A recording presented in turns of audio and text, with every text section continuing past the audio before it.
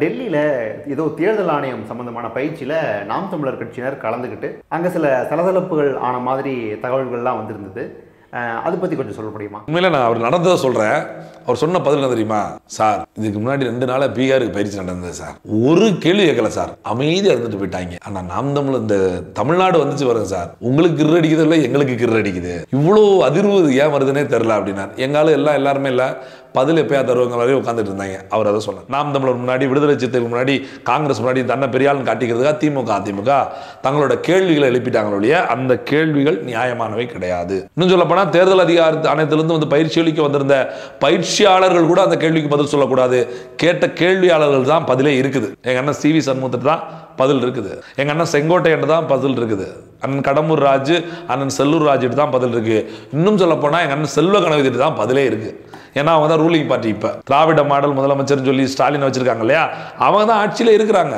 அவங்க நினைச்ச நீக்க முடியாதா? அவரெல்லாம் சொல்றாரு, நான் 3000 பேருக்கு எழுதி கொடுத்து எனக்கு ரெசிப்ட் கூட கொடுக்கல, ஒரு ஒப்புகை சீட்டு கூட கொடுக்கல அப்படின்னு சொல்றாரு. அண்ணன் செல்வ கணபதி அவர்களுக்கு நான் நேரடியாவே கோரிக்கை வைக்கிறேன்.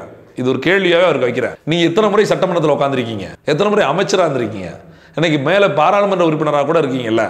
உங்க சேலம் மாவட்டத்தில் ஒரு கள்ள ஓட்டு இல்லைன்னு நிரூபிக்க முடியுமா? ஒரு ரெட்டை ஓட்டு இல்லைன்னு நிரூபிக்க முடியுமா? ஒரு டெத் ஓட்டு இல்லைன்னு நிரூபிக்க முடியுமா? ஏன் உங்களால செய்ய முடியல? இத்தனை ஆண்டு காலம் உங்க கட்சி ஆட்சி, அதிமுக ஆட்சியில் இருந்தீங்க, திமுக ஆட்சியில் இருக்கிறீங்க, 2 கட்சியில இருந்துட்டீங்க. ஏன் உங்களால செய்ய முடியல? அப்போ சுய தேவை. நீங்க எல்லா கட்சிக்காரன் இருக்கான், அப்போ இந்த நேரத்தில் நம்ம கேள்வி கேட்டதான் நம்ம நியாயமான நினைப்பான்னு சொல்லி இவங்களே கேட்கறதுல நாம் தமிழர் கேள்வி ஆரம்பிக்கும் போது எல்லா கட்சிக்கும் சிக்கலாகுது.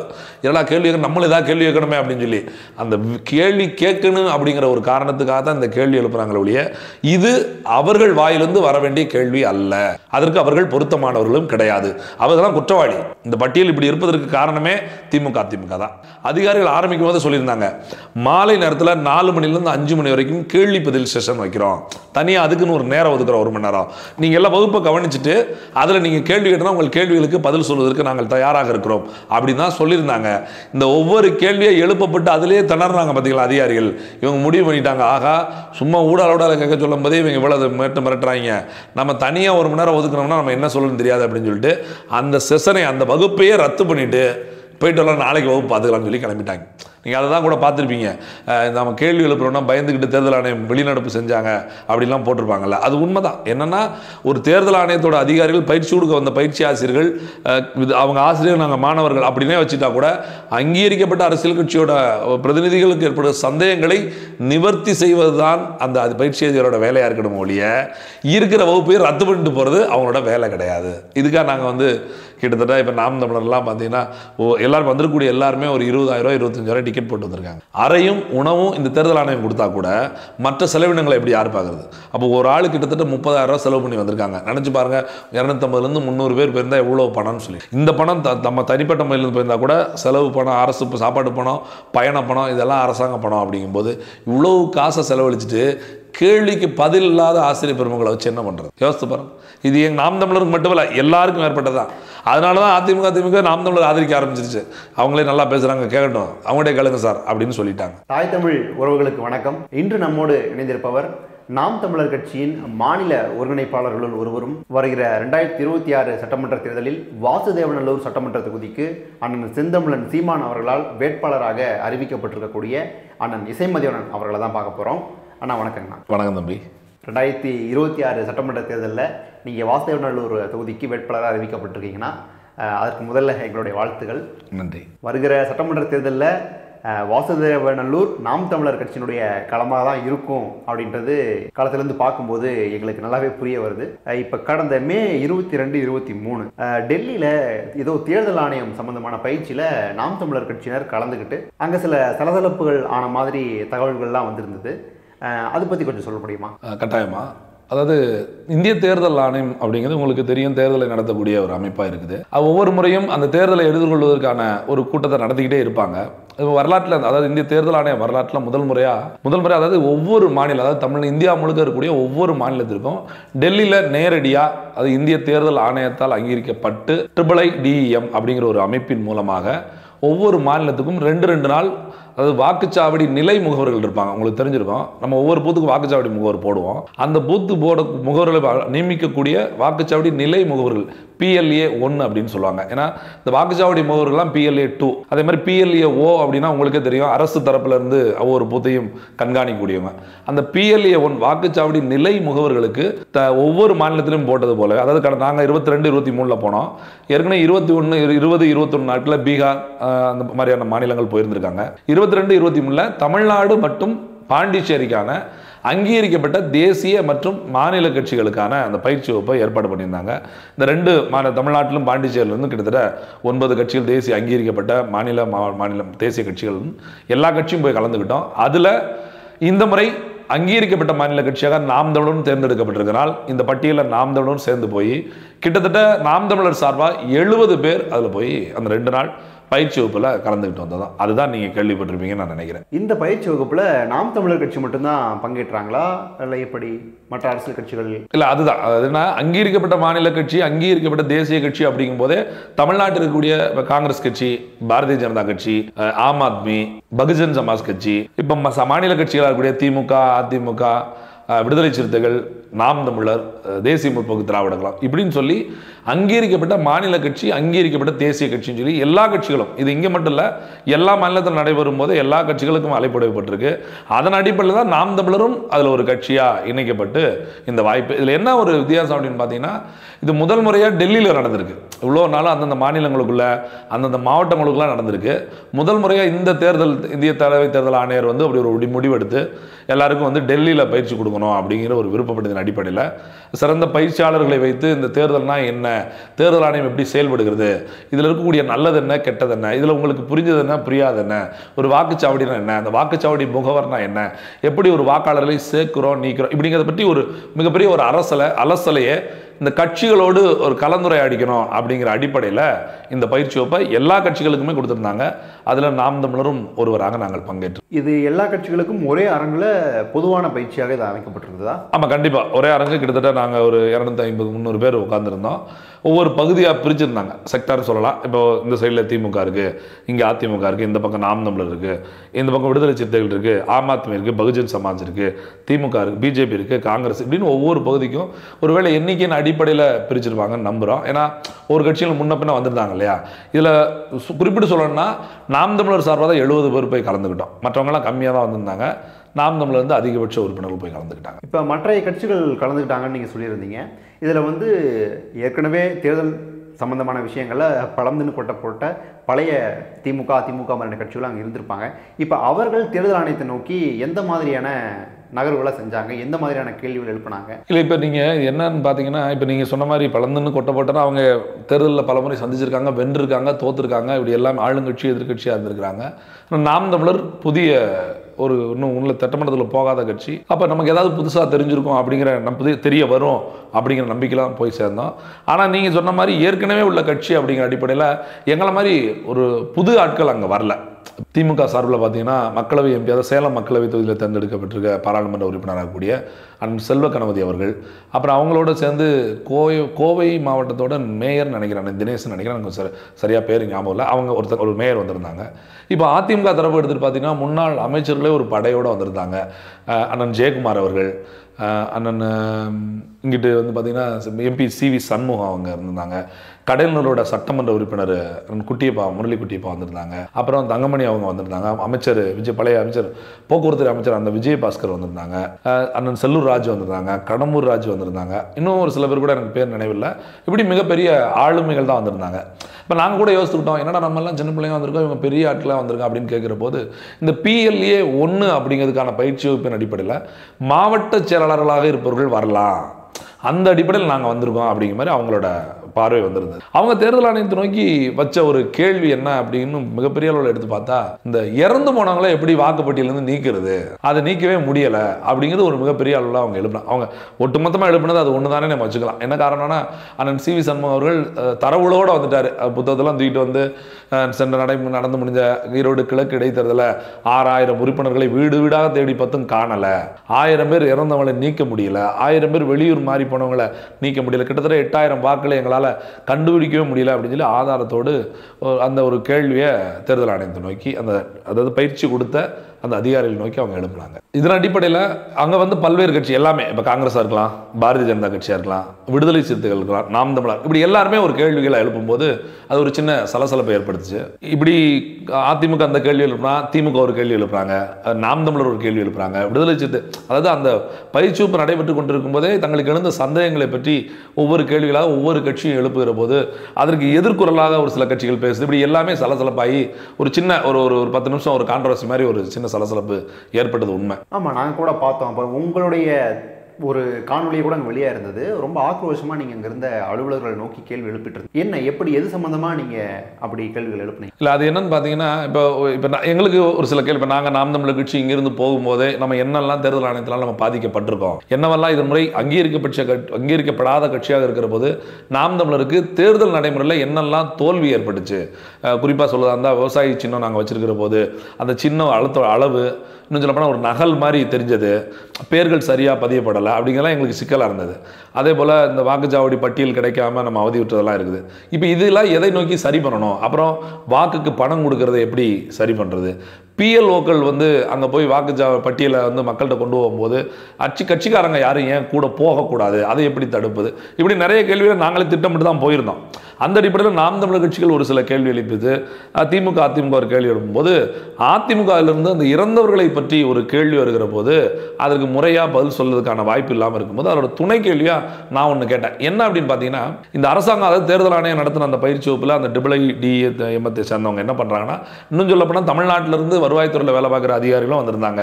அதில் வந்து அவங்களுமே திருப்பி சொல்ல வந்தது என்ன அப்படின்னு பார்த்தீங்கன்னா, இறந்தவங்களை நீக்கணும் அப்படின்னா இறப்பு சான்றிதழ் கட்டாயம் தேவை அப்படின்னு சொல்கிறாங்க. இந்த இறப்பு சான்றிதழை யார் வாங்கி தர்றது? இறந்த வீட்டுக்காரங்க அதை பற்றி கவலைப்பட்டதில்லை. அப்போ பிஎல்ஓக்கள் மீளமாக பெறணும் அப்படின்னா அங்கே இருக்க விஏஓக்கள் அதை செய்யலாம் அப்படின்னா அதுக்கு பதில் இல்லாமல் போயிடும். அப்போ நான் தான் ஒரு கேள்வியோட துணை கேள்வியாக அதை எழுப்புறேன் அப்படின்னு சொல்லி கேட்டேன். என்ன அப்படின்னு பார்த்தீங்கன்னா, இப்போ நான் ஒரு பூத்தில் உட்காந்துருக்கேன், வாக்குச்சாவடி முகராக உட்காந்துருக்கேன்னு வச்சுக்கோங்களேன். எனக்கு தெரிஞ்சிச்சு குமாரசாமி இறந்து போயிட்டாருன்னு. அங்கே வாக்கு போடுறது குமாரசாமிங்கிற பேரில் ஒருத்தர் வராரு. ஏன்னா குமாரசாமி இறந்ததை சான்றிதழ் கொடுக்காததுனால குமாரசாமிங்கிற பேர் வாக்கு பட்டியல் அப்படியே இருக்குது. இப்போ ஒருத்தர் போட வர, நான் அதை தான் சொன்னேன், அவர் எனக்கும் ஓட்டு போடலாம், இல்லை எதிரணியில் இருப்பவருக்கும் ஓட்டு போடலாம், அதெல்லாம் ரெண்டாவது பிரச்சனை. ஆனால் குமாரசாமி இறந்துட்டாரு அப்படின்னு இங்கே இருக்கக்கூடிய எல்லா ஏஜென்ட்டுக்கும் தெரியும், எனக்கும் தெரியும். அப்போ நான் அதை குயரல் எழுப்பி அங்கே இருக்கக்கூடிய தேர்தல் அதிகாரிட்டு சொன்னால் அவங்க என்ன சொல்கிறாங்க அப்படின்னா, அவர் இறந்ததுக்கான சான்றிதழ் இருந்தால் கொடுங்க மதிவாணன் அப்படின்னு கேட்டால், நான் ஒரு கட்சியோட ஏஜெண்டாக உட்காந்து நான் எப்படி கொடுக்க முடியும்? அந்த நேரத்தில் அரசு கொடுக்காத இறப்பு சான்றிதழை ஒரு கட்சியோட வாக்குச்சாவடி முகவர் எப்படி கொடுக்கறது அப்படின்னா, இதை சரி செய்ய வேண்டியது பிஎல்ஓ. இந்த பிஎல்ஓ யாருன்னு பார்த்தீங்கன்னா, அதிகபட்சமாக தமிழ்நாடு முழுமைக்கும் இந்த சத்ருவ அங்கன்வாடி பணியாளர்கள் தான் இருக்கிறாங்க. இதில் என்ன சிக்கல் அப்படின்னா, பிஎல்ஓக்களுக்கே, அதாவது அந்த அங்கன்வாடி பணியாளர்களுக்கே ஒவ்வொரு பூத்துலையும் 2 ஓட்டு 3 ஓட்டு இருக்குது. அவங்களோட ஓட்டே ஒரு ஓட்டாக மாற்றாதவங்க எப்படி இந்த நீக்கம், இந்த சேர்த்தலை சரியாக பண்ணுவாங்க? இது எப்படி அரசு, இந்த தேர்தல் ஆணையம் எதிர்கொள்ள போகிறது அப்படிங்கிறதா நான் வச்ச கேள்வி. ஆனால் அதற்கு தேர்தல் ஆணையத்தில் ஒரு சரியான பதில் அப்படிங்கிறத தோண்டி கூட குறைந்தபட்ச பதில் கூட இல்லை. அது வந்து நாங்கள் மேலே சொல்கிறோம், இதை வந்து நாங்கள் மேலே சொல்கிறோம் அப்படின்னு ஒரு கடத்தி விடும் போது தான் அது ஒரு சின்ன சலசலப்பை எல்லா கட்சிகளுக்கும் ஏற்படுத்திடுச்சு. அதே போல் பார்த்தீங்கன்னா, இப்போ ஒருவேளை அவங்க சொன்ன மாதிரி ஒரு பிஎல்ஏ வந்து இவ்வளோ பேர் இறந்தவங்க பட்டியல் இருக்குது, நீங்கள் எடுத்து கொடுத்தா நீக்கலாம் அப்படின்னு சொல்கிறாங்க. சரி, ஒருவேளை இறந்தவங்களோட பட்டியலில் இறப்பு சான்றிதழ் இணைத்து, இப்போ நான் ஒரு பிஎல்ஏ அப்படின்னு வச்சுக்கோங்களேன், ஒரு 50 பேர், ஒரு 100 பேரை கொண்டு போய் கொடுத்துட்டோம் அப்படின்னா, இது இன்னும் சொல்லப்போனால் திமுக காரங்களே இந்த கேள்வி எழுப்பியிருந்தாங்க. ஏன்னா அவங்க ஒரு பட்டியலை கொண்டு வந்திருந்தாங்க. அண்ணன் செல்வ கணபதி அவர்கள் தான் பேசினாங்கன்னு நினைக்கிறேன். தேர்தல் ஆணையத்தை கொடுத்துட்டாங்க. அப்படி கொடுத்ததுக்கு ஒரு சின்ன ஒப்புகைச்சீட்டு கூட திருப்பி தரமாட்டுக்கிறாங்க. வர்ற பட்டியலில் அது நீக்கப்பட்டிருக்குமா, நீக்கப்படாமல் இருக்குமா, இது எப்படி தெரிஞ்சு கொள்றதுன்னா, பட்டியல் வந்ததுக்கு அப்புறம் தான் தெரிஞ்சுக்கணும். அப்படின்னா அப்புறம் நம்ம செஞ்ச வேலையோட அர்த்தம் என்ன? இது நீக்கிறதுக்கெல்லாம் நாங்கள் இப்போ பெரும்பாடுபட்டு எல்லாத்தையும் கலெக்ட் பண்ணி வந்து கொடுத்தோமே, அது எப்படி, அதை நீக்காமல் இருந்தால் அதை எப்படி சரி செய்யுது அப்படின்னா, நீங்கள் புகார் தான் பண்ணணும் அப்படின்னா இது முறையான பதில் இல்லை அப்படிங்கிறது எல்லாரோட இந்த நேரத்தில் எல்லாருமே அந்த கேள்வி முன் வச்சாங்க. நாம் தமிழர் மட்டுமல்லாமல் எல்லாருமே இந்த கேள்வி முன் வச்சாங்க. ஏன்னா எல்லாரும் களத்தில் நின்று இறந்தவங்களோட வீட்டுக்கு போய் இறப்பு சான்றிதழை வாங்க சொல்லி அந்த பேர் பட்டியலை நீக்கிறதுக்கான வேலையை பார்த்து அதெல்லாம் சேகரித்து வந்து உங்ககிட்ட கொடுத்தா, நான் வாங்கிக்கிட்டேன் அப்படின்னு ஒரு ஒப்புகைச்சீட்டு கொடுக்கலன்னா நீங்கள் எப்படி நீக்குங்கன்னு ஒரு உத்தரவாதம். ஒருவேளை நீக்காம விட்டுட்டீங்க அப்படின்னா நீங்கள் மேல்முறையீடு பண்ணுங்க, அப்படின்னு தான் அந்த பயிற்சியாளர் சொல்கிறாரு இல்லையா. ஏன் நீக்க மாட்டாங்க, ஏன் நீக்கக்கூடாது அப்படின்னு கேட்டால் அவங்கக்கிட்ட அதுக்கான பதில் இல்லை. தேர்தல் ஆணையத்தோட தலைமை தேர்தல் அதிகாரி தான் நம்ம கேட்கணும், நாங்கள் அங்கே கொண்டு போய் சேர்க்க முடியும், நீங்கள் சொல்கிறத எங்களுக்கு பயிற்சி தான் கொடுக்க சொல்லியிருக்காங்க ஒழிய பதில் கொடுக்க சொல்லலை அப்படிங்கிற ஒரே வார்த்தையில் அவங்க முடிச்சுக்கிட்டாங்க. இது எல்லா கட்சிகளுக்கும் ஒரு வெறுப்புணர்வு உண்டாக்கிடுது. ஏன்னா தமிழ்நாட்டிலேருந்து வந்து டெல்லியில் உட்காந்துக்கிட்டு இருக்கோம், ஒரு கேட்ட கேள்விக்கு பதில் சொல்ல மாட்டேங்கிற, இவங்களுக்கு பதில் சொல்லவும் தெரியாது அப்படின்னா பதில் சொல்லக்கூடிய அளவில் இருக்கிற யார் அவரை வர சொல்ல முடியுமா அப்படிங்கிற ஒரு இடத்துக்கு அந்த பயிற்சி வகுப்பு முதல் நாள் மதியமே போயிடுச்சு. அப்போ எல்லா கட்சிகளுமே வந்து இந்த பயிற்சி கொடுத்த பயிற்சியின் மீது ஒரு வெறுப்போடு தான் வந்து கலந்துட்டு இருந்திருக்கீங்க இல்லையா? ஆமாம், அது உங்களுக்கு காலையில் தொடங்கும் போது என்ன சொன்னாங்க அப்படின்னு பார்த்தீங்கன்னா, இதில் என்ன ஒரு இதுனா, முதல்ல அந்த இருக்கக்கூடிய இந்தி ஆங்கிலம் மற்றும் தெரிஞ்ச முதல் அதிகாரி அந்த செஷனை ஆரம்பித்து வச்சாங்க. அப்புறம் தலைமை தேர்தல் அதிகாரிகளும் மற்ற அதிகாரிகளும் வந்து அதில் வரவேற்புரை ஆற்றிட்டு ஒரு 3/4 மணி நேரத்தில் வெளியே போயிட்டாங்க. அப்புறம் தமிழ்நாட்டிலேருந்து இதற்காகவே சிறப்பாக பயிற்சி அளிக்கணும் என்பதற்காகவே வர வைக்கப்பட்ட வருவாய்த்துறையில் வேலை இருக்கக்கூடிய தாசில்தாருக்கு மேற்பட்ட பணிகளில் இருக்கக்கூடிய 2, 3, 4 அதிகாரிகள், இன்னும் கேரளாவிலேருந்து ஒரு பெண் உட்பட ஒரு 4 பேர் வந்திருந்தாங்க. அவங்க தங்கள் வகுப்புகளை அந்த பயிற்சி வகுப்பில் தொடங்கும்போது என்ன சொன்னாங்கன்னா, முதல்ல ஒருத்தர் வந்து கேள்வி எங்ககிட்ட கேட்டு ஆரம்பிச்சார். அப்போ என்ன ஆச்சுன்னா இன்ட்ராக்ஷன் தொடங்கிட்டே இருந்துச்சு. அப்போ ஒரு ஒன்று சொன்னால் நாங்கள் கேள்வி கேட்க, ஒரு பதில் சொல்ல நாங்கள் கேள்வி கேட்கும்போது அது ஒரு சின்ன சலசலப்பாகி இன்னொரு நபர் என்ன சொன்னார், நம்ம கேள்வி பதில் இப்போ நேரம் கிடையாது, சாயங்காலம் அதுக்குன்னு ஒரு செஷன் வைக்கிறோம், முதல்ல கவனிச்சுக்கோங்க அப்புறம் கேட்போம் அப்படின்னாங்க. சரி, அப்போ கேட்கலாம் அப்படின்னா அந்த கேள்வி பதிவான நேரத்துக்கு போகிறதுக்கு முன்னாடியே இவங்கள்ட்ட முழுமையான பதில் இல்லை அப்படிங்கிறத வந்திருந்த எல்லா அரசியல் கட்சியுமே புரிஞ்சுக்கிட்டாங்க. இவங்க இன்னும் சொல்ல போனால் இந்த பயிற்சி வகுப்பு எதுக்கு அப்படின்னு நான் பார்க்குறேன் அப்படின்னு பார்த்தீங்கன்னா, இந்தியா முழுக்க இவிஎம் மிஷின் மேலே ஒரு அதிருப்தி இருக்கு. இவிஎம் மிஷின் சரியானதா தப்பானதா, இவிஎம் மிஷின் நம்பகத்தன்மை எவ்வளவு தூரம் ஏற்றுக்கொள்ளுது அப்படின்னு ஒரு கேள்வி இருக்குல்ல. இவிஎம் மிஷின் மிகச் சரியானது, 100% உறுதியானது, நம்பகத்தன்மையானது, இதில் நீங்கள் சந்தேகப்படுவதற்கு எதுவும் இல்லை அப்படின்னு எல்லா மாநில கட்சியின் பிரதிநிதிகளையும் கூட்டி வச்சு அவங்ககிட்ட ஒப்புகை வாங்குவது போல ஒரு கலந்தாய்வு ஒரு பயிற்சி வகுப்பு நடத்தி அந்த பயிற்சி வகுப்புக்கான சான்றிதழை கொடுத்துட்டா ஒப்புகைச்சிட்டு நீங்கள் வந்து இவிஎம் மிஷின் சரின்னு பார்த்துட்டு தானே போனீங்க அப்படின்னு நம்ப வைப்பதற்காகத்தான் இந்த பயிற்சி வகுப்போ என்கிற ஐயமே அந்த மதியம் தொடங்கிடுச்சு. ஏன்னா அவங்களோட நாங்கள் கேட்குற கேள்விக்கு எந்த கேள்விக்கு உங்கள் பதில் இல்லை, ரொம்ப நிப்பாடி இந்த பதில் சொல்லாமல் நீங்கள் அடுத்த வகுப்புக்கு போகக்கூடாது அப்படின்னு சொல்லும்போது இதை தேர்தல் ஆணையத்தை தான் கேட்கணும், நாங்கள் தலைமை தேர்தல் ஆணையருக்கு நாங்கள் தகவல் தெரிவிக்கிறோம் அப்படின்னு ஒரே வார்த்தையில் அவங்க முடிச்சுக்கிட்டாங்க.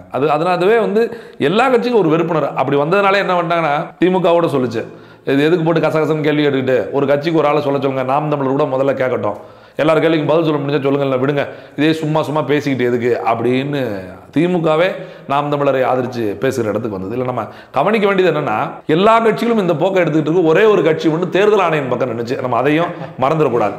அது என்ன கட்சி? எல்லா கட்சியும் ஓரணியில் நிற்கும் போது எதிர்த்து நிற்கிற கட்சி யார்? அது கழுத கட்டா குட்டிச்சோறுன்னு சொல்லுவாங்க. இதுக்கு நான் வேற அந்த கட்சி பேரை சொல்லணுமா? நீங்கள் தேர்தல் ஆணையத்தை ஆதரிக்க கட்சி அந்த கட்சியாக இருக்கும். இன்னைக்கு பாரதிய ஜனதா கட்சி ஆட்சியில் இருக்கு, அவங்க தேர்தல் ஆணையத்தை முழுமையாக நம்ம ஏற்றுக்கிற, ஆனால் தேர்தல் ஆணையம் என்பது அவங்க கட்டுப்பாட்டுக்குள்ள தான் இருக்குன்னு எல்லாருக்குமே தெரியும். அவங்க வச்சிருக்க மிஷின் சரின்னு சொல்ல வருமா, பாரதிய ஜனதா கட்சியிலேருந்து வந்த பிரமுகர் தான் இந்த கேள்வி கேட்ட எல்லாருமே கடுப்பாகிறாரு. என்ன பேசிக்கிட்டு இருக்கீங்க, தேர்தல் அதிகாரி பேச விடுங்க, அதே சார் நீங்கள் பேசுங்க சார், நீங்கள் பேசுங்க சார் சொல்லி செக்யூரிட்டி வேலையை பார்க்க ஆரம்பிச்சார் அங்கேருந்து வந்த பாரதிய ஜனதா கட்சி பிரமுகர். அவர் முழுக்க அந்த பயிற்சி வகுப்போட பாதுகாப்புக்காக பயிற்சி வகுப்பு முறையாக நடக்க வேண்டும் என்பதற்காக பயிற்சி கொடுத்து வர வச்சாங்க இருக்கும். அவர் பயிற்சி வகுப்பை கலந்துக்கணும், பயிற்சி வகுப்பில் என்ன நடத்துகிறாங்கன்னு பார்க்கணும், அதை குறிப்பெடுத்துக்கணும், அதில் சந்தேகங்களை தீர்த்துக்கணும், நம்ம கட்சி எப்படி வளர்க்கணும் அதெல்லாம் கிடையாது. இங்கே எவனும் பயிற்சி வகுப்பில் கேள்வி கேட்டக்கூடாது, இங்கே எவனும் பயிற்சி வகுப்பில் ஒழுங்காக படிச்சிடக்கூடாது, அப்படியே மண்டே அட்டு கொடுக்குற சோத்தை சாப்பிட்டு கொடுக்குற டீ, அந்த எப்பயுமே சொல்லுவாங்கள்ல சட்டமன்ற பாராளுமன்றத்தில் பார்த்தீங்கன்னா 1 மணி நேரம் ஆச்சா ஒரு டீயை போடுவோமா, இன்னொரு 1 மணி நேரத்துக்கு 2 வடையை போடுவோம், சம்சாவை போடுவோமா, 3 மணி நேரம் ஆகிப்போச்சு சோத்தை போடுவோமா அப்படின்னு சொல்லிட்டு போயிட்டு வருவாங்கல்ல.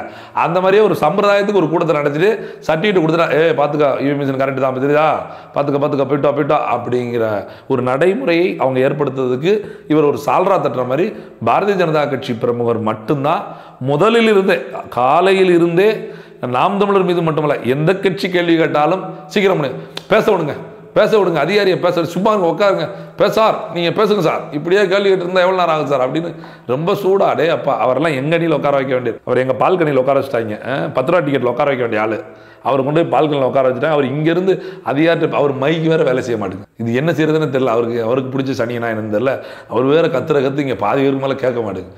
அவரும் காலையிலேருந்து தேர்தல் ஆணையத்துக்கு பேசி அவர் என்ன பேசினாருங்கிறத நானே மத்தியானம் சாப்பாட்டில் தான் கண்டுபிடிச்சேன். அவரை போய் என்ன தலைவரை கத்திக்கிட்டே இருந்தீங்க அப்படிங்க, தம்பி வகுப்பை கெடுக்கக்கூடாது தம்பி, பயிற்சி நடந்துக்கல, அவர் நோட்டை வாங்கி பார்த்தா ஆனா கூட போடலை, இவர் அப்படி வகுப்பில் கவனித்து என்னத்தை தான் எழுதுனான்னு எனக்கும் தெரியல, ஒரு நம்ம போட்ட சத்தத்தில் கவனிக்காமல் இருப்பார் சொல்லி மத்தியானத்துக்கு மேலே ஏதாவது எது தெளிவான்னு பார்த்தேன். வேகமாக வீட்டுக்கு விட்டாங்கன்னா வள்ளி பைக் எடுத்துக்கிட்டு ஓட வாங்கி பாருங்க. பேக்க போயிட்டுங்களா விட்டது விடாமல் நோட்டை தூக்கணுமா சிலைட்டை தூக்கணுமான்னு சொல்லி இந்த ரெண்டாப்பில் ஓட வாங்கிவாங்க. அது மாதிரி எங்கால தான் வெளியே வந்தார். அப்போ பாரதிய ஜனதா கட்சி ஒரு திட்டமிடலோட தான் வந்திருக்கு அப்படின்னு நான் நம்புறேன். நல்ல வேலை கூட்டம் அதிகமாக வரல. அவங்க எதிர்பார்த்துருக்க மாட்டாங்க நாம் தமிழில் தான் இவ்வளோ பேர் வருவாங்க இப்படிலாம் கேள்வி வைப்பான்னு எதிர்பார்த்துக்க மாட்டான்னு நினைக்கிறேன். கொஞ்சமாக வந்துட்டாங்க. நம்ம 70 பேர் தெரிஞ்சிருந்தா எப்படியாவது ஒரு 70 பேர் ரெடி பண்ணியிருப்பாங்க. இப்போ நீங்கள் சொல்லும்போது ஒரு முக்கியமான விஷயத்த சொல்லியிருந்தீங்க. திமுகவில் அந்த இறந்தவர்கள் வாக்கு அது சம்பந்தமாக கேள்விகள் எழுப்புனாங்க அப்படின்ற மாதிரி சொல்லியிருந்தீங்க. அரியணை ஏற துடிக்கக்கூடிய நாம் தமிழர் கட்சி அந்த கேள்வி வச்சா அதில் ஒரு நியாயம் இருக்குது. ஆனால் ஏற்கனவே 10 வருடங்கள் தொடர்ச்சியாக 10 வருடங்கள் 5 வருடங்கள் இந்த மாதிரி ஆட்சி செஞ்ச திமுக அந்த கேள்வி எழுப்புறது இது எப்படி பார்க்குறீங்க? இல்லை, நியாயமான கேள்வி தான். கேள்வி நல்ல கேள்வி. எங்கள் அண்ணன் ராசா மாதிரி கேள்வி நல்ல கேள்வி தான். இதுக்கு பதில் சொல்ல வேண்டியது திமுக தான் பதில் சொல்லியிருக்கணும். இப்போ நீங்கள் என்கிட்ட கேட்டதுனால தேர்தல் ஆணைய பயிற்சி வகுப்பில் சொல்ல முடியாத நான் உங்கள்கிட்ட சொல்லலான்னு விரும்புகிறேன். என்ன காரணம் அப்படின்னா, அங்கே நடந்தது பயிற்சி வகுப்பு. அப்போ நான் திமுகவோட சண்டையிடவோ அதிமுக என்னோட சண்டையிடவோ அங்கே வரல. அதன் அடிப்படையில் நாங்கள் எல்லாருமே தேர்தல் ஆணைய அதிகாரிகிட்ட பேசிகிட்டு இருந்தோம். ஆனால் திமுக அதிமுக 2 கட்சியோட உறுப்பினருமே இந்த கேள்வி எழுப்புனாங்க. இந்த போலி வாக்காளர் பட்டியல் இல்லை இறந்தவர் பட்டியலை நீக்கிறது, இந்த பிஎல்ஓக்களை சரியாக வேலை செய்ய வைக்கிறது. அதில் முக்கியமாக பிஎல்ஓவில் நீங்கள் கவனிக்கணும். பிஎல்ஓக்கள் எல்லாம் ஒழுங்காக வேலை செய்யலை, இந்த கட்சிக்காரனோட சொந்தக்காரனாகவே இருக்காங்க அப்படிங்கிற ஒரு குற்றச்சாட்டையும் வச்சாங்க. இப்போ நமக்கு இதில் ஒரு கேள்வி இருக்குது. என்ன காரணம் அப்படின்னு பார்த்தா, இத்தனை ஆண்டு கால கிட்டத்தட்ட திமுக அதிமுக 5 முறை ஆட்சியில் இருந்துட்டாங்க. இந்த தேர்தல் ஆணையம் என்பது இங்கே தனியாலாம் ஒன்றும் கிடையாது. நம்மளோட வருவாய்த்துறை தான் தேர்தல் ஆணையத்தில் வேலை பார்க்குது. இந்த வருவாய்த்துறை அதிகாரிலாம் யாருக்கு கீழே இருக்கிறாங்க? மாநில அரசின் கீழே தான் இருக்கிறாங்க. அப்போ இங்கே ஆட்சியிலேருந்து திமுக அதிமுக அவங்களோட ஆட்சி வருகிற போது இறந்தவங்க லிஸ்ட்டை இங்கே இருக்கக்கூடிய வருவாய்த்துறை விஓக்கள் மூலமாக இறந்தவங்க யாரெல்லாம் பார்த்துட்டு அவங்களுக்கு சர்டிஃபிகேட் கொடுங்க, நீக்கத்துக்கு ரெடி பண்ணணும் அப்படின்னு சொல்லி இவங்களே நீக்கியிருக்கலாம். பிஎல்ஓக்களோ பிஎல்ஏக்களோ பிஎல்ஏ 2ஓ யாருமே இந்த வேலையை பார்க்க வேண்டிய அவசியமே இல்லை. அரசாங்கமே இதை சரி செய்திருக்க முடியும். ஆனால் அவங்க ஆட்சியில் இருக்கும்போது இந்த ஓட்டெல்லாம் அவங்களுக்கு சாதகமாக இருக்குது. எப்படி நான் ஏற்கனவே சொன்னேன்ல, ஆட்சியில் இருக்கும்போது இவி மிஷின் சரி, ஆட்சியிலேருந்து கீழே வந்தோன்னே இவி மிஷின் தப்பு. அது மாதிரி ஆட்சியில் இருக்கும்போது வாக்காளர் பட்டியல் சரி, ஆட்சியை விட்டு எதிர்கட்சியான வாக்காளர் பட்டியல் தப்பு. இதைத்தான் திமுக அதிமுக மாறி மாறி குறை சொல்லிட்டே வராங்க.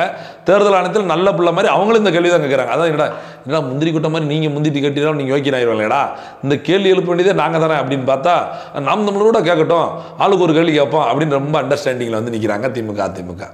அப்போ நாம் மக்களுக்கு இது புரிய வேண்டியது இதுதான். ஒரு தேர்தல் ஆணையத்தில் இத்தனை ஆண்டுகால ஆட்சியில் இருந்த இந்த கட்சிகள் இந்த வாக்குச்சாவடி பட்டியலை சரி செய்திருக்க முடியும். இதில் என்னெல்லாம் குறைபாடுகள் இருக்கிறது என்பதை அவர் நிவர்த்தி பண்ணியிருக்க முடியும். ஏன்னா இவங்களோட வருவாய்த்துறை தான் அதில் வேலை செய்யுது. ஆனால் அதெல்லாம் செய்யாமல் தங்கள் சுய தேவைக்கு பயன்படுத்திட்டு இன்றைக்கி ஒரு பொது கான்ஃபரன்ஸ் எல்லாருக்குமான கட்சி மீட்டிங் வந்தோடனே நானும் யோகியம் தான் சொல்லி நாம் தமிழர் முன்னாடி, விடுதலை சிறுத்தைகள் முன்னாடி, காங்கிரஸ் முன்னாடி தன்னை பெரியாள்னு காட்டிக்கிறதுக்காக திமுக அதிமுக தங்களோட கேள்விகளை எழுப்பிட்டாங்களுடைய அந்த கேள்விகள் நியாயமானவை கிடையாது. இன்னும் சொல்ல போனா தேர்தல் அதிகார ஆணையத்திலிருந்து பயிற்சி அளிக்க வந்திருந்த பயிற்சியாளர்கள் கூட அந்த கேள்விக்கு பதில் சொல்லக்கூடாது. கேட்ட கேள்வியாளர்கள் தான் பதிலே இருக்குது. எங்க அண்ணன் CV சண்முகத்துக்கு தான் பதில் இருக்குது, எங்க அண்ணன் செங்கோட்டையன் தான் பதில் இருக்குது, அண்ணன் கடம்பூர் ராஜு அண்ணன் செல்லூர் ராஜு தான் பதில் இருக்கு. இன்னும் சொல்ல போனா எங்க அண்ணன் செல்வ கணபதி தான் பதிலே இருக்கு. ஏன்னா அவங்க தான் ரூலிங் பார்ட்டி. இப்ப திராவிட மாடல் முதலமைச்சர் சொல்லி ஸ்டாலின் வச்சிருக்காங்க இல்லையா, அவங்க தான் ஆட்சியில இருக்கிறாங்க. அவங்க நினைச்ச நீக்க முடியாதா? அவரெல்லாம் சொல்றாரு, நான் 3000 பேருக்கு எழுதி கொடுத்து எனக்கு ரெசிப்ட் கூட கொடுக்கல, ஒரு ஒப்புகைச்சீட்டு கூட கொடுக்கல அப்படின்னு சொல்றாரு. அண்ணன் செல்வ கணபதி அவர்களுக்கு நான் நேரடியாகவே கோரிக்கை வைக்கிறேன். இது ஒரு கேள்வியாவே அவருக்கு வைக்கிறேன். நீங்க எத்தனை முறை சட்டமன்றத்தில் உட்காந்துருக்கீங்க, எத்தனை முறை அமைச்சராக இருந்திருக்கீங்க, இன்னைக்கு மேல பாராளுமன்ற உறுப்பினராக கூட இருக்கீங்கல்ல. உங்க சேலம் மாவட்டத்தில் ஒரு கள்ள ஓட்டு இல்லைன்னு நிரூபிக்க முடியுமா? ஒரு ரெட்டை ஓட்டு இல்லைன்னு நிரூபிக்க முடியுமா? ஒரு டெத் ஓட்டு இல்லைன்னு நிரூபிக்க முடியுமா? ஏன் உங்களால செய்ய முடியல? இத்தனை ஆண்டு காலம் உங்க கட்சி ஆட்சி அதிமுக ஆட்சியில் இருந்தீங்க, திமுக ஆட்சியில் இருக்கிறீங்க, 2 கட்சியில இருந்துட்டீங்க. ஏன் உங்களால செய்ய முடியல? அப்போ சுய தேவை. நீங்கள் எல்லா கட்சிக்காரனும் இருக்கான், அப்போ இந்த நேரத்தில் நம்ம கேள்வி கேட்டதான் நம்ம நியாயமான நினைப்பான்னு சொல்லி இவங்களே கேட்கறதுல நாம் தமிழர் கேள்வி ஆரம்பிக்கும் போது எல்லா கட்சிக்கும் சிக்கலாகுது. எல்லா கேள்வி நம்மளும் ஏதாவது கேள்வி கேட்கணுமே அப்படின்னு சொல்லி அந்த கேள்வி கேட்கணும் அப்படிங்கிற ஒரு காரணத்துக்காக தான் இந்த கேள்வி எழுப்புறாங்களே ஒழிய இது அவர்கள் வாயிலிருந்து வர வேண்டிய கேள்வி அல்ல. அதற்கு அவர்கள் பொருத்தமானவர்களும் கிடையாது. அவர்கள்தான் குற்றவாளி. இந்த பட்டியல் இப்படி இருப்பதற்கு காரணமே திமுக அதிமுக தான் தமிழ்நாட்டை பொறுத்தவரை. இந்த சூழல்ல நாம் தமிழர் கட்சி வேறு ஏதாவது பயிற்சியாளர்கள்ட்டையோ தேர்தல் ஆணையத்திட்டையோ முன் வச்சிங்களா? இல்லை, அப்படி நம்ம யோசிக்க போகிறது அப்படின்னு பார்த்தோம்னா ஒரு முக்கியமான கேள்வியாக நம்ம சொல்ல வேண்டியது வடமாநில தொழிலாளர்கள் பிரச்சனை. இந்த நாம் தமிழர் கட்சியில் திருப்பூர்லேருந்து வந்த தம்பி வழக்கறிஞர் நினைக்கிற பிரேம்காந்த் அவங்க ஒரு கேள்வி இந்த வடமாநில தொழிலாளர் சம்பந்தமாக முக்கியமான ஒரு கேள்வி எழுப்பினாங்க. இந்த வடமாநில தொழிலாளர்களுக்கு வாக்குப்பட்டியலில் இடம் கிடைப்பது, வாக்காளர் உரிமை கொடுப்பதில் ஒரு சிக்கல் இருக்குது. அது எப்படி கொடுக்குறாங்க? அப்போ இன்னொரு மாநிலத்திலிருந்து வேலைக்கு வர்றவங்களுக்கு எப்படி வாக்காளர் பட்டியலில் இடம் கிடைக்குது அப்படிங்கிற ஒரு கேள்வி எழுப்புகிற போது அந்த பயிற்சி அதிகாரிகள் என்ன சொன்னாங்கன்னா, அவங்க வந்து அந்த வசிப்பிடம், அதாவது குடியிருப்பு அப்படிங்கிறதுல எடுத்து பார்த்தோம்னா அது சாதாரண குடியுரிமை, அங்கே குடியிருந்தாலே போதும், அந்த அடிப்படையில் அவங்களுக்கு கொடுக்குறோம். அதெல்லாம் கட்டாயம் வடமாநில தொழிலாளருக்கு வாக்காளர் பட்டியலில் இடம் கிடைக்கும் அப்படின்னு ஒரு தகவலை சொல்கிறாங்க. அதை அந்த பயிற்சி அதிகாரி சொன்ன உடனே தம்பி என்ன பண்ணுறாரு அப்படின்னா, இது சார்ந்த வழக்கு ஒன்று கவுஹாத்தி நீதிமன்றத்தில் போட்டிருந்தாங்க ஐயா மன்மோகன் சிங் அவர்கள் சம்பந்தமாக. இந்த சாதாரண அந்த குடியிருக்கிற இடம், வசிப்பிடம் சொல்கிறோம் இல்லையா, அந்த வசிப்பிடம் அவர்கள் வசிக்கிறது எப்படின்னா நிரந்தரமாக அங்கே தங்கணுங்கிற எண்ணத்தோட குடியிருக்காங்களா, இல்லை வந்து போகணும் அப்படிங்கிற எண்ணத்தோட குடியிருக்காங்களா அப்படிங்கிற ஒரு கேள்வி, மாறுபட்ட கேள்வி எழுப்பி நிரந்தரமாக அங்கே தங்கணுங்கிற எண்ணத்தோடு இருந்தால் மட்டும்தான் அந்த சாதாரண வசிப்பிடம் அது ஏற்றுக்கொள்ளப்படும் அப்படின்னு ஒரு தீர்ப்பு இருக்கு இல்லையா. அந்த தீர்ப்பை மேற்கோள் காட்டி தம்பி ஒரு துணை கேள்வி எழுப்புறாரு. அதாவது வடமாநிலத்திலிருந்து வேலை வடமாநிலத்திலிருந்து திருப்பூருக்கு வர்றாங்க, கோயம்புத்தூருக்கு வர்றாங்க, வேலை செய்கிறவங்க வருஷம் முழுக்க இங்கே இருக்கட்டும், மனைவியோட வரலாம், குழந்தைகளோடலாம், தனியாக வரலாம், எப்படி வேணாலும் இருக்கட்டும். ஆனால் அவங்க ஊரில் திருவிழா நடக்கும்போது அங்கே போயிடுறாங்க, அவங்க ஊரில் ஒரு நல்லது கெட்டது வரும்போது போயிடலாங்க. இங்கே இருக்க சொத்துக்களை சம்பாதிச்சு அங்கே சொத்து வாங்குறதுக்கு அவங்க போய் நிற்கிறாங்க. இங்கே உழைப்புக்காக வருமானத்துக்காக மட்டும்தான் இங்கே வர்றாங்க. அப்படி வந்து தங்குறவங்களுக்கு அதை சாதாரண வசிப்பிடம் அப்படின்னு எடுத்துக்கிட்டு எப்படி அவங்களுக்கு குடியிருக்கும் அந்த வாக்குச்சாவடி பட்டியலில், வாக்காளர் பட்டியலில் இடம் கொடுக்க முடியும் அப்படின்னு உண்மையில ஒரு நல்ல கேள்வியை, ஒரு ஸ்ட்ராங்கான கேள்வி எழுப்பினார். ஆனால் அந்த பயிற்சி அதிகாரிகிட்ட அதுக்கான பதில் இல்லை. நாங்கள் தேர்தல் நீங்கள் எழுதி கொடுங்க, எங்களுக்கு இந்த கேள்வியை எழுதி கொடுத்தீங்கன்னா நாங்கள் இந்திய தேர்தல் அதிகாரிகிட்ட நாங்கள் கொடுக்குறோம் அப்படின்னு சொல்லிட்டாங்க. இதில் நம்ம என்ன புரிஞ்சுக்க வேண்டியிருக்கு அப்படின்னு பார்த்தீங்கன்னா, இது சம்மந்தமாக கொஞ்சம் பேசிகிட்டே இருக்கும்போது ஒரு சின்ன கேள்வி எழுதாங்க. இப்போ தமிழ்நாட்டிலே பார்த்தீங்க அப்படின்னா திருநெல்வேலி, தூத்துக்குடி, கன்னியாகுமரி மாவட்டத்தை சார்ந்தவங்கலாம் பார்த்தீங்கன்னா தென் மாவட்டத்திலேருந்து வட மாவட்டங்களில் போய் வேலை பார்க்கறதுக்காக குடிஞ்சிருப்பாங்க, தொழிலுக்காக போயிருப்பாங்க, வீடு சொந்தமாகவே வாங்கிடுவாங்க. அப்போ ஒரு சில பேர்லாம் இங்கே வாக்கை ரத்து பண்ணிட்டு அங்கே வாங்கியிருப்பாங்க, இல்லை இங்கே இருந்துக்கிட்டு அங்கே போய் ஊருக்கு போய் திருவிழாவுக்கு போவாங்க, வருவாங்க, நல்லது எடுத்து போவாங்க, வாக்கு அங்கேயே போட்டுக்கிட்டு இருப்பாங்க. இப்படி ஆனவங்களுக்கு எப்படி நம்ம நீக்க முடியும்? இதுவும் வடமாநில தொழிலாளர் ஒன்று தானே அப்படிங்கிற ஒரு பதிலை அஃபிஷியலாக இல்லை, ஒரு அன்அஃபிஷியலாக நமக்கு அந்த பயிற்சி அதிகாரி சொல்கிறாங்க. இப்போ நம்ம இதில் சிந்திக்க வேண்டியது என்ன அப்படின்னு பார்த்தீங்கன்னா, இந்தியா அப்படிங்கிறத மொழிவாரி மாநிலமாக தான் பிரிக்கப்பட்டிருக்கு. நம்ம பல முறை பேசியிருக்கோம். இந்த மொழிவாரி மாநிலம் உண்டானது பிரதான் தமிழ்நாடு. இப்போ இன்னைக்கு நம்ம ஒவ்வொரு மாநிலத்திற்கும் தனித்தனி ஆளுகை ஏன் வருது அப்படின்னு பார்த்தீங்கன்னா மொழிவாரி மாநிலம் பிரிக்கப்பட்ட பிரதான். அப்படி மொழிவாரி மாநிலம் பிரிக்கப்பட்ட அந்த தத்துவத்தையே உடைப்பது போல இருப்பது தான் இந்த வெளிமாநில தொழிலாளர்களையும் தமிழ்நாட்டிலிருந்து இடம்பெயர்ந்திருக்காங்க பார்த்தீங்களா, இவங்களையும் ஒன்றுபடுத்தி ஒரே இதுக்குள்ளே கொண்டு வந்து ஒரு பார்வை பார்க்குறாங்கல்ல, அந்த பார்வை நம்ம இப்படி தான் பார்க்க வேண்டியிருக்கு. ஏன்னா தமிழ்நாட்டுக்குள்ளேயே வேறுபடுத்தி இருக்கவங்களுக்கான ஒரு சட்டமோ வெளிமாநிலத்திலிருந்து வரவங்களுக்கு ஒரு சட்டமும் இருந்தே ஆகணும் அப்படின்னு இப்போ தான் உள் நுழைவு சீட்டுன்னு ஒன்று வைக்க சொல்லியிருக்காங்க. ஒரு சில மாநிலங்களில் வச்சுட்டாங்க, நாமளுமே கேட்டுக்கிட்டு இருக்கோம் இல்லையா. அது மாதிரி அப்படி ஒன்று ஏற்படுத்தினா தான் வெளிமாநிலத்திலேருந்து இன்னொரு மாநிலம் வருகிற போது அவனுக்கு வாக்கு ஏன் கொடுக்கணும், அவனுக்கு ஏன் வாக்கு கொடுக்கக்கூடாது அப்படிங்கிறத நடைமுறை சட்டம் சரியாக கொண்டு வரலன்னா, இன்றைக்கி ஏற்கனவே பாரதிய ஜனதா கட்சி பேசிகிட்டு இருக்கு பார்த்தீங்களா, ஒரே நாடு ஒரே தேர்தல் ஒரே சட்டம்னு சொல்லி அந்த இடத்துக்கு வந்து நிற்பாங்க. அப்போ என்ன ஆகுனா, நீங்கள் நினச்சிக்கலாம் எம்எல்ஏ தானப்பா, எம்பி தானப்பா, அப்படிலாம் கிடையாது. தமிழ்நாட்டில் இன்றைக்கி திருப்பூரில் 1.5 லட்சம் இளைஞர்கள், வட இந்திய மாநில இளைஞர்கள் வந்து வாக்குப்பட்டியலில் இணைஞ்சிருக்காங்க அப்படின்னா, நாளைக்கு அந்த பேரூராட்சியில் யார் ஜெயிப்பா, அந்த ஊராட்சியில் யார் ஜெயிப்பா, அங்கே இருக்கக்கூடிய நகராட்சியில் யார் ஜெயிப்பா, மேயராக யார் வருவார்னு ஒரு கேள்வி அச்சம் வருதா இல்லையா? நாளைக்கு எந்தோ மாநிலத்திலேருந்து வந்த ஒருத்தர் இங்கே மேயராக இருந்தால் இந்த மாநிலத்தோட நல்லது கெட்டது எப்படி பார்ப்பாரு? ஒரு வேலைக்கும் பொழப்புக்கும் வருமானத்துக்கும் தொழிலுக்காக வர்றவர் எப்படி இங்கே நிரந்தர குடியுரிமை பெற்றவராக மாற்ற முடியும்? அப்போ யார் வேணாலும் எங்கனாலும் இருந்துட்டு போயிடலாம் அப்படிங்கிற அர்த்தத்துக்கு மாறிடுதில்ல. அது இல்லைல்ல, மொழிவாரி மாநிலம் பிரிக்கப்பட்டதோட தத்துவமே உடையப்படுது அந்த இடத்துல இருந்து. அதை தம்பி சரியான இடத்துல சரியான நகர்வோட அந்த கேள்வி எழுப்பினாரு.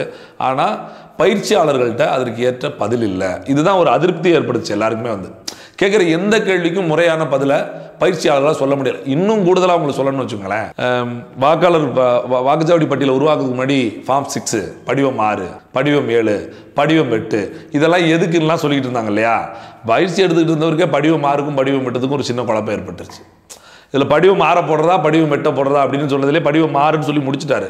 அப்புறம் எல்லா கட்சிக்காரங்களும் கொஞ்சம் குரல் எழுப்புனோன்னே அது படிவம் 8 அப்படின்ட்டாங்க. அப்போ அவங்களுக்குமே ஒரு முரண்பாடோட பயிற்சி தான் கொடுக்க வந்துடல, முழுமையான பயிற்சி தயாராகி வந்தாங்களா அப்படிங்கிறதும் நமக்கு தெரியல. நான் அதனால தான் முதலே சொன்னேன், அவங்க கொடுக்க வந்தது பயிற்சியா இல்லை இவிஎம் மிஷின் சரி அப்படின்னு நம்மகிட்ட ஒப்புகை வாங்குறதுக்காக இந்த ஏற்படுத்த ஒன்று கொடுக்கை ஏற்படுத்தினாங்களா அப்படின்னு ஒரு சந்தேகம். இப்போ BLA 1 அவங்களுக்கு தான் அந்த பயிற்சின்ற மாதிரி சொல்லியிருந்தேன். ஆனால் ஒவ்வொரு கட்சிகளுக்கும் இந்த எண்ணிக்கை பெரிய அளவில் வந்து மாறுபடுது. இப்போ நாம் தமிழர் 70 பேர், திமுகவில் அதோட சொச்சம், இந்த மாதிரி மாறி மாறி வருது. இது என்ன காரணம், என்ன குழப்பம்? இல்லை, இது முதல்ல தேர்தல் ஆணையத்திலிருந்து நம்ம நாம் தமிழர் கட்சிக்கு வந்த தகவல் அடிப்படையில் பார்க்குற போது மாவட்டத்துக்கு ஒரு ஆள் அப்படின்னு தான் நமக்கு சொல்லியிருந்தாங்க. PLA 1 வாக்குச்சாவடி நிலை முகவர்கள், ஒரு அங்கீகரிக்கப்பட்ட அரசு மாவட்டத்திற்கு ரெவென்யூ டிபார்ட்மெண்ட் சொல்லுவோம் இல்லையா, அதன் அடிப்படையில் ஒரு மாவட்டத்துக்கு ரெவென்யூ மாவட்டத்துக்கு ஒரு ஆள் அப்படின்னு சொல்லி நமக்குமே 40 பேர் 38-40 பேர் தேர்ந்தெடுப்பது தான் இருந்தாங்க. அப்புறம் கடைசி நேரத்தில் இன்னும் கூடுதலாக ஆட்கள் வரலாம் அப்படின்னு சொல்லி அனுமதிச்சிருந்தாங்க.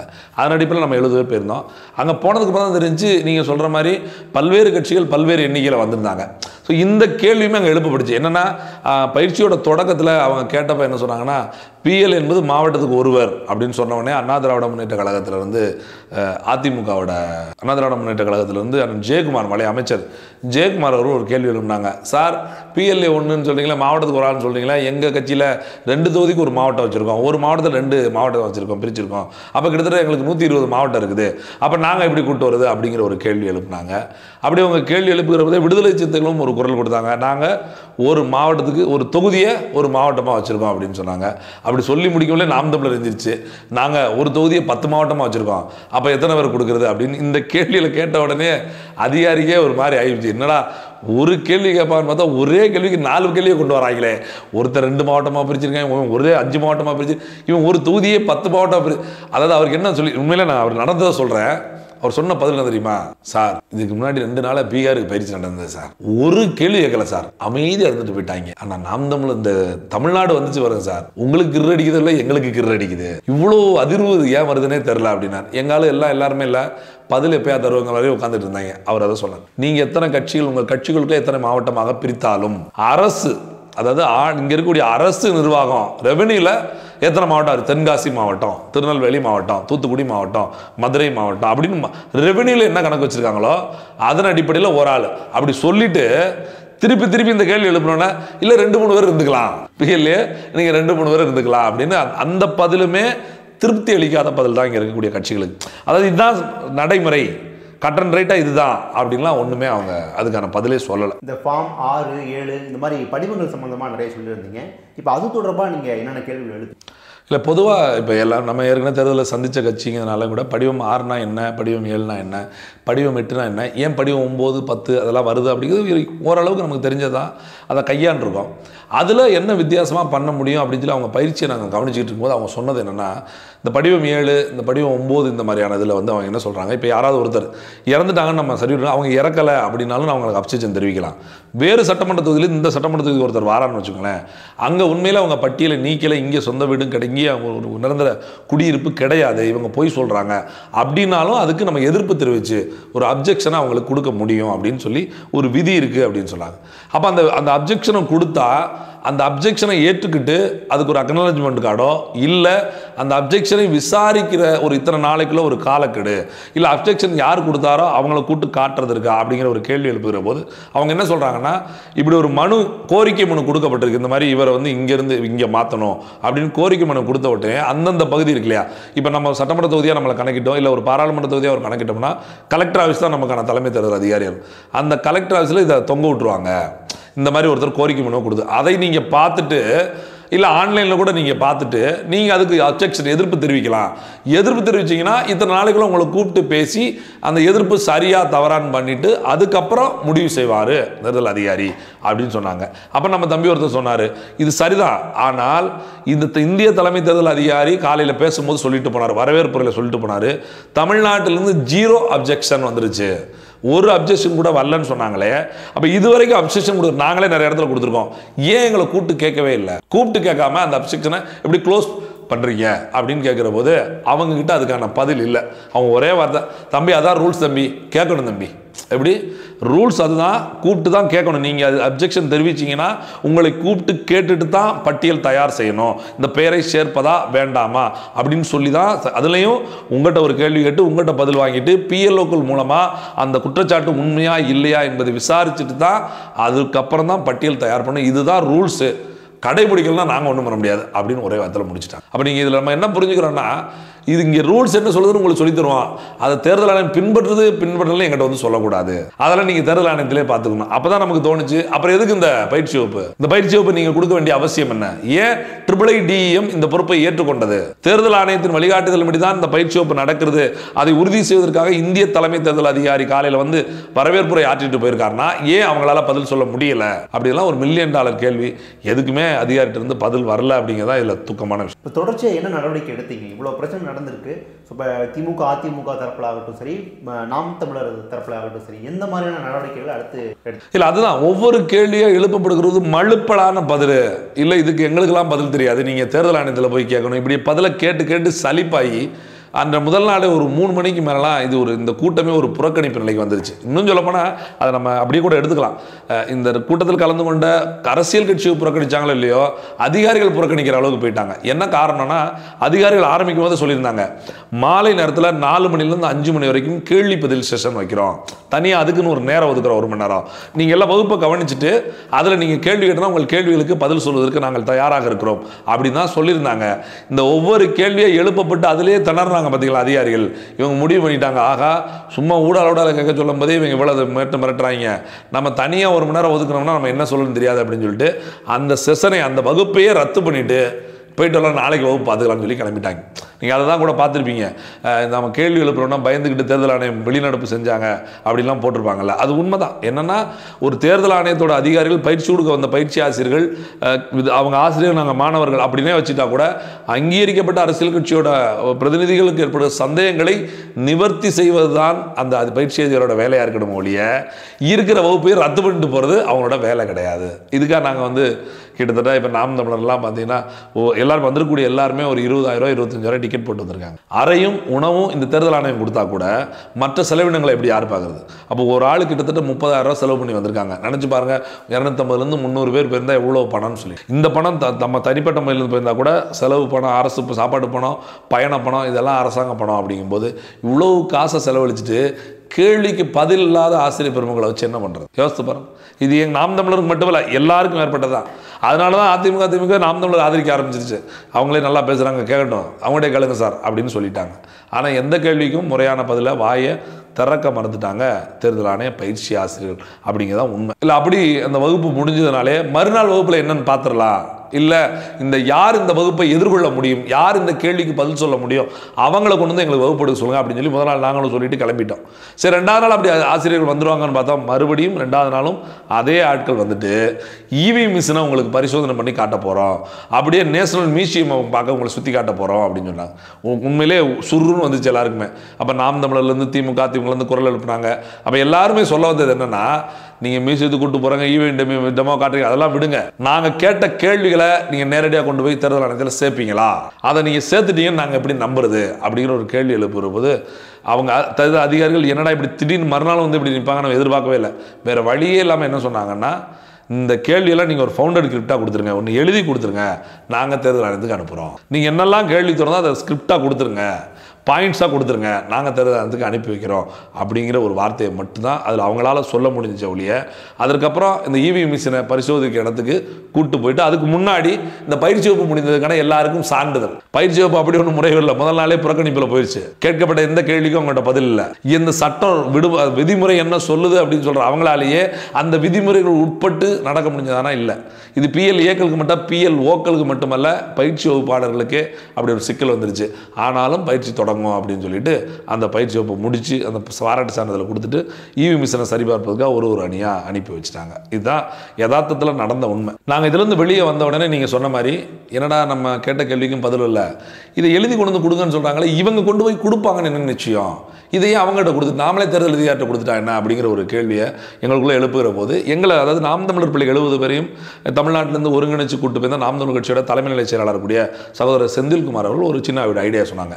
அப்போ அவங்க அவங்க என்ன நினைக்கிறாங்கன்னா, நம்ம இங்கே கொடுக்கறத விட நீங்கள் சொன்ன மாதிரி நம்ம எல்லாருமே யோசிக்கிற மாதிரி தேர்தல் ஆணையத்தை கொடுப்போம், எல்லாருக்குள்ளும் எழுப்பப்படுற ஒரு கேள்வியை நீங்கள் ஒருங்கிணைப்போம், நீங்கள் எல்லாம் தயார் பண்ணுங்கள், அவரவருக்கு என்ன கேள்வி வருதுன்னு சொல்லுங்கள், நம்ம அதுலேருந்து ஒரு லிஸ்ட் அவுட் போட்டு ஒரு சரியான பதில ஒரு கேள்வியை மட்டும் தேர்ந்தெடுத்து நேரடியாக இன்றைக்கு மாலை 4 மணிக்கு போய் தேர்தல் ஆணைய தலைவரையே சந்தித்து தலைமை தேர்தல் அதிகாரியை சந்தித்து நம்ம நேரில் கொடுத்துட்டு வரலாம் அப்படின்னு சொல்லி இருந்து ஒரு 3 மணி நேரம் அதுக்கான பயிற்சி, அதுக்கான கேள்விகளாம் எல்லாருமே எங்கள் குழுவில் ஷேர் பண்ண ஆரம்பித்தாங்க. இந்த கேள்வின்னு அதை வழக்கறிஞர் டீமாக இருக்கக்கூடிய அபுபக்கர், தங்கை துர்கா, அவங்கெல்லாம் அதை இன்னும் கூட சொல்லக்கூடிய சுரேஷ்குமார் இருக்காங்க, சபேசன் இருந்தாங்க, தம்பி தமிழ் பேச்சுமுத்து இருந்தாங்க, இவங்கெல்லாம் அதை ஒருங்கிணைச்சு அதை ஒரு முறையான கேள்வி திட்டப்படலை வரிசைப்படுத்தி பாயிண்ட்ஸ் நோட்டடாக எடுத்துகிட்டு வந்து அதை ஒரு பிரிண்ட் எடுத்து அப்புறம் அங்கேருந்து ஒரு 40 பேருக்கு மேற்பட்டோர் தேர்தல் ஆணையத்துக்கு போய் தேர்தல் ஆணையத்துக்குள்ளே 4 பேர் தான் உள்ளே விடணும் அப்படின்னு சொல்லிட்டாங்க. அப்போ குறிப்பிட்ட அவர்கள் மட்டும் உள்ளே போய் தேர்தல் அதிகாரி சந்திக்கணும் போது உடனே சந்திக்க முடியாது அப்படிங்கிற ஒரு கெடுபிடியை உருவாக்குனாங்க. அப்புறம் அதை கேள்வி பதில் கொடுத்துட்டு போங்க அப்படின்னாங்க. அதுக்கும் கூட நாங்கள் ஒரு ஒப்புகை சீட்டு கேட்டோம், அதுவும் கிடைக்க பெறல. சரி, இருந்தாலும் தேர்தல் ஆணையத்தில் கொடுத்தோம் அப்படிங்கிற ஒரு நம்பிக்கையோட இந்த பயிற்சி வகுப்பை முடிச்சுட்டு அங்கேருந்து கிளம்பக்கூடிய சூழல் ஏற்பட்டுருச்சு. மற்ற கட்சிகள் இயற்கையாக இதை வெறும் கூச்சலோட கடந்து போன சூழலில் நாம் தமிழர் கட்சி ஒரு ஆக்கப்பூர்வமாக தேர்தல் ஆணையத்தை நேரடியாக டெல்லியிலே அணுகியிருக்கிறது ஒரு வரவேற்கத்தக்க ஒரு விஷயம்.